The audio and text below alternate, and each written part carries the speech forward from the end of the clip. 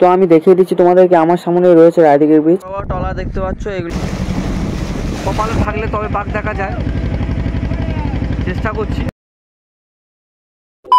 তো hello guys, আশা করি তোমরা সকলে খুব ভালো আছো। আমি বিশাল, তোমরা দেখছো আমার ইউটিউব চ্যানেল ব্লগার বিশাল। তো আজকের এই ব্লগটাই তোমরা দেখতে পাবে রায়দিঘি নদীর সৌন্দর্য এবং যেখানে গেলে বাঘ মোটামুটি দেখা যায় সেখানে তোমাদের। তো বেশি বকবক না করে ভিডিওটা চালু করা যায়।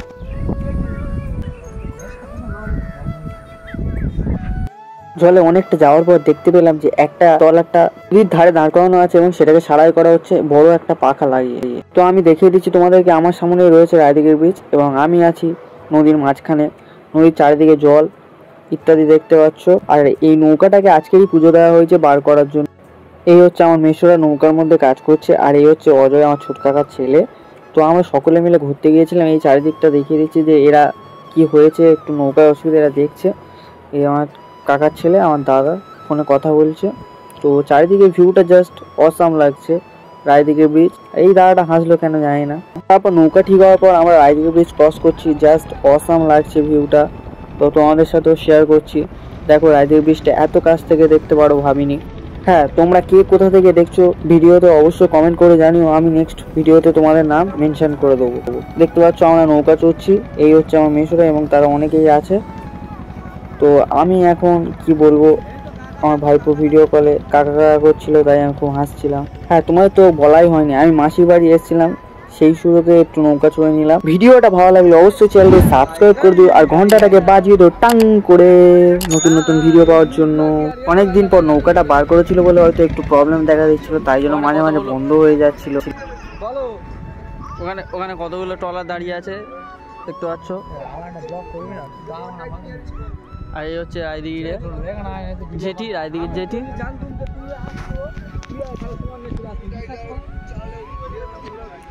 ওই রায়দিঘির ব্রিজ, আমরা এখন মাঝখানে আছি, ঠিক আছে, মানে ব্রিজের মাঝখানে, এই মাঝখানে আছি।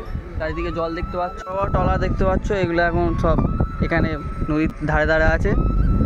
আমরা এই মাঝখানে আছি।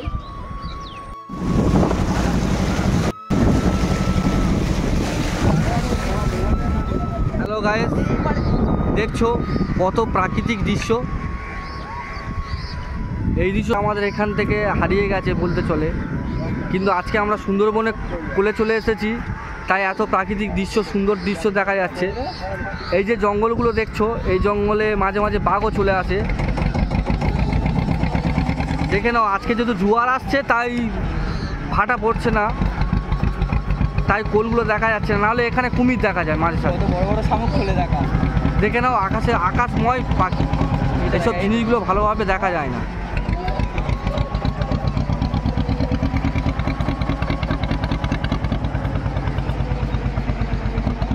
একটা মনোরম দৃশ্য, আমরা যেহেতু শহর অঞ্চলের মানুষরা ঠিকঠাকভাবে দেখতে পাই না। একটা প্রাকৃতিক দৃশ্য, এখানে আসলে মনের শান্তি অবশ্যই হবে। দেখে নাও,